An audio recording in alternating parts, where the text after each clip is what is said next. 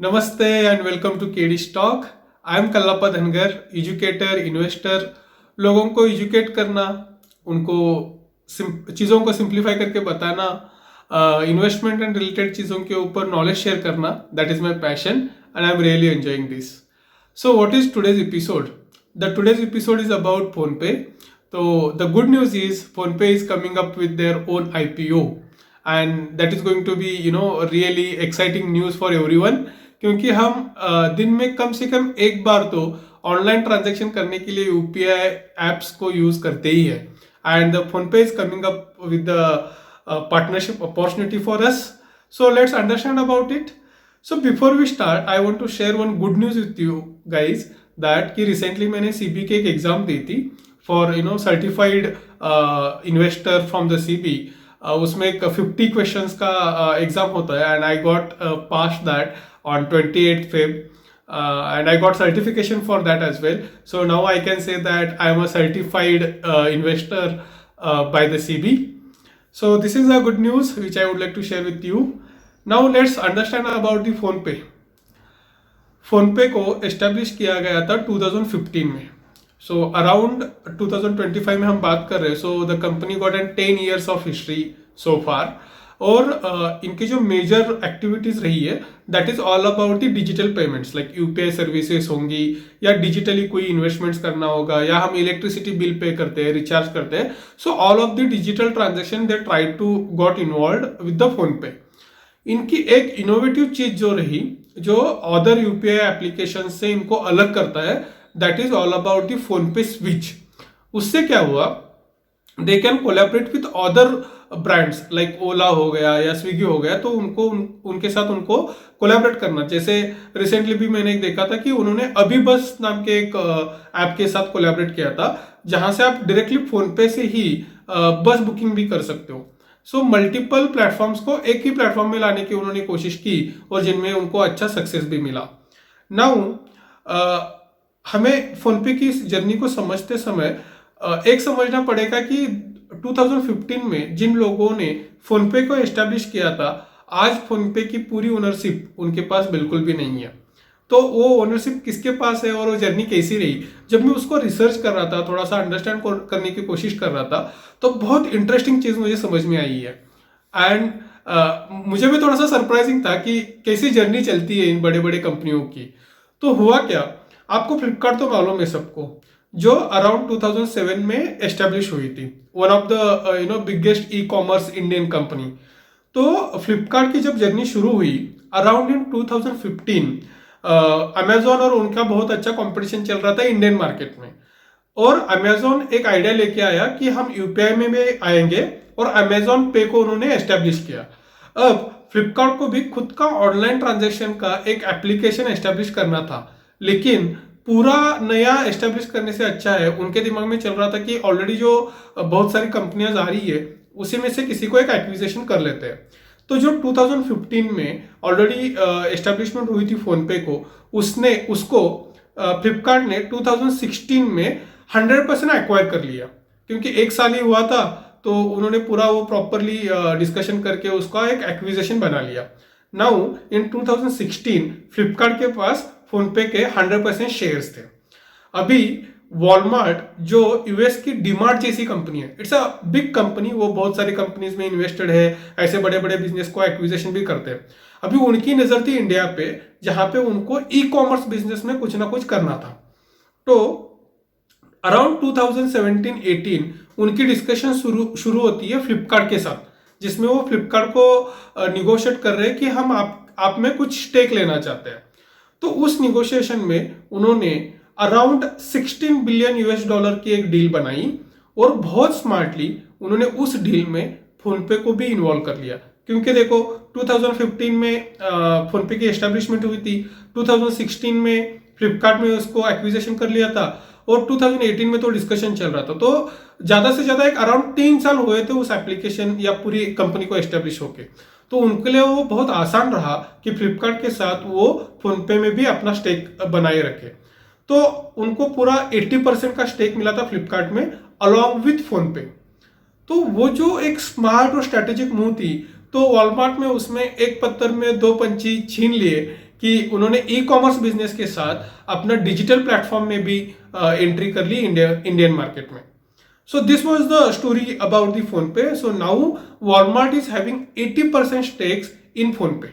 So ownership technically अभी Walmart के पास है PhonePe की. तो अब Walmart क्या कर रहा है, इसका IPO लेके आ रहा है.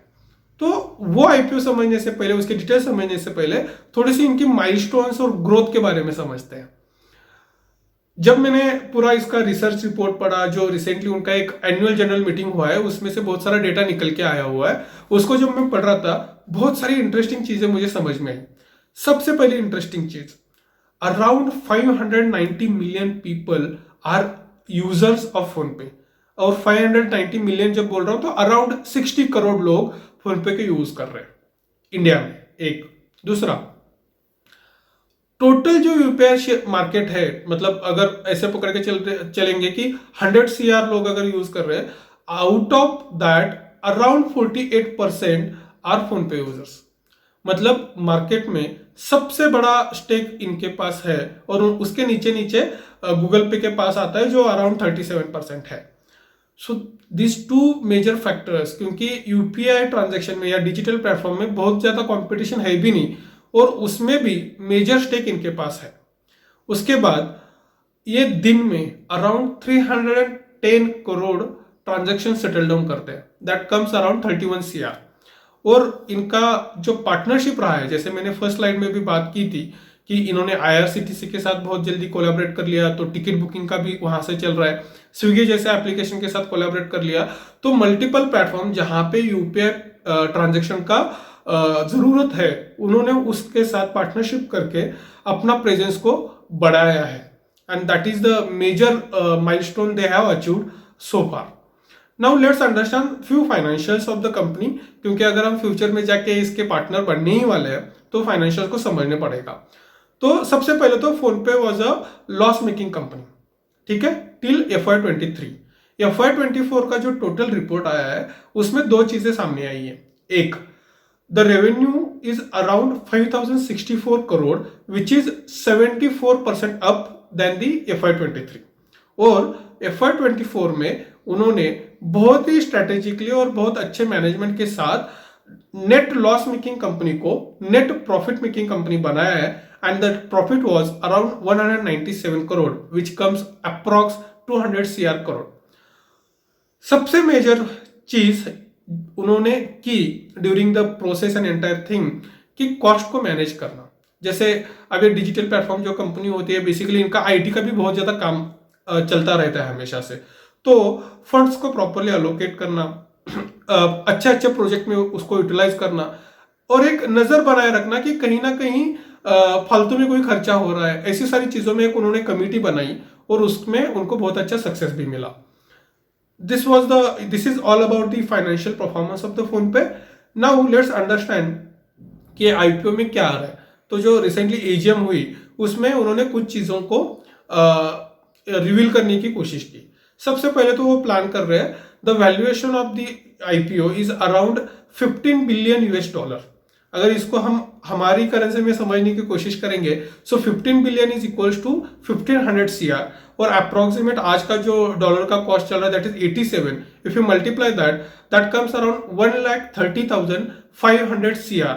सो ये कंपनी लार्ज कैप पोर्टफोलियो में लिस्टेड होने वाली है. एंड उन्होंने कुछ इन्वेस्टमेंट बैंक्स को भी ऑलरेडी हायर कर लिया है, जिनको एक अपना काम देंगे. आईपीओ का पूरा एक प्रोसेस रहता है जिसमें उनको सीबी के साथ रेगुलेटरीज के ऊपर काम करना पड़ेगा. एक्सचेंज जो रहते हैं लाइक BSE और NSE, उसके साथ उनको थोड़ा सा वो जो भी कैलकुलेशंस में होती है उसके साथ काम करना पड़ेगा. बहुत सारे रेगुलेटरीज है, डॉक्यूमेंटेशन करना है, वो सारी चीजें खुद कंपनी कभी भी नहीं कर सकती है. और फोनपे जैसी बड़ी कंपनी तो ऑलमोस्ट 4 उन्होंने इन्वेस्टमेंट बैंक्स को हायर कर लिया है, जिसमें JP मॉर्गन है जो मेरे ख्याल से पूरे वर्ल्ड में सबसे बड़ा इन्वेस्टमेंट बैंक है, कोटक महिंद्रा कैपिटल है, मॉर्गन स्टैनली है, और सिटी करके जो एक इन्वेस्टमेंट बैंकर है उनको उन्होंने हायर कर लिया है. एक्सपेक्टेड डेट क्या है आईपीओ की, that is in financial year 26. और जो मैं पूरा प्रोसेस समझने की कोशिश कर रहा हूं, मुझे ऐसा लग रहा है जैन से लेके मार्च 26 के बीच में, like last quarter of the FY26 में ये आईपीओ आ सकता है. So this was completely about the IPO journey और उनके फाइनेंशियल्स और कंपनी कैसे काम करे उसके बारे में था। अब जैसे ही आईपीओ अनाउंस होगा तब हमें प्राइस, ब्रांड, तब की मार्केट कंडीशंस और फाइनेंशियल्स के बारे में पता चलेगा, और तब हम मिलेंगे another episode of the phone पे, जिसमें हम उन सारी चीजों को डिस्कस करेंगे और तब हम डिसाइड करेंगे कि क्या हमें फोन पे के आईपीओ के लिए अप्लाई करना भी चाहिए और नहीं चाहिए। आपको क्या लग रहा है कि क्या ये आईपीओ यही वैल्यूएशन पे आएगा, क्या इसके फाइनेंशियल स्टेबल रहेंगे?